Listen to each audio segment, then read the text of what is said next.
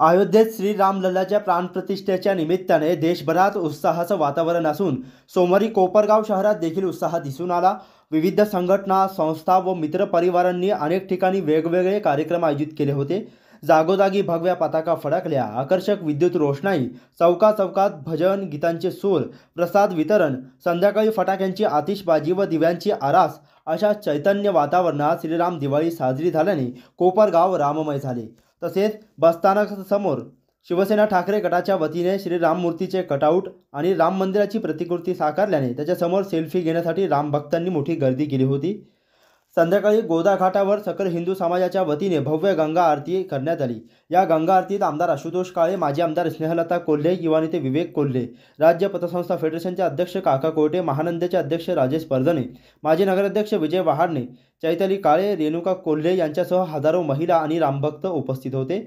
यावेळी शेकडो दीप प्रज्वलित करत गोदावरी नदी पात्रात सोडण्यात आले। तसेच बोटमधून बसून तरुणांनी फटाक्यांची आतिषबाजी केल्याने गोदावरी नदी परिसर उजळून निघाला होता। यावेळी जय श्रीरामचा जयघोष करण्यात आला।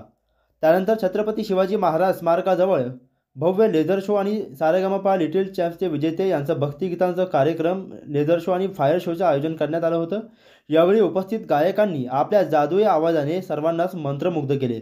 यावेळी रामजी की निकली सवारी, रामजी की लीला है न्यारी हे भक्तिगीत सुरभी कुलकर्णी हिने गायले असता उपस्थित रामभक्तांनी ठेका धरला। यावेळी आमदार आशुतोष काळे आणि युवा नेते विवेक कोल्हे यांना कार्यकर्त्यांनी आपल्या खांद्यावर उचलून घेतले। यावेळी आमदार काळे आणि विवेक कोल्हे यांनी सुद्धा भक्तिगीताच्या तालावर नाचण्याचा आनंद लुटला। आकर्षक विद्युत रोषणाई, रंगीबेरंगी फटाक्यांची आतषबाजी, जय श्रीराम, हर हर महादेव असा जयघोष, सुंदर भक्तिगीतांच्या सादरीकरणामुळे रंगलेल्या या भव्य दिव्य नेत्रदीपक ऐतिहासिक सोहळ्याचे साक्षीदार होण्यासाठी महिलांसह भाविक भक्त मोठ्या संख्येने उपस्थित होते। यावेळी रामभक्तांचा उत्स्फूर्त व उदंड प्रतिसाद मिळाला। यावेळी सकल हिंदू समाजाच्या तरुणांनी कार्यक्रम यशस्वी करण्यासाठी परिश्रम घेतले।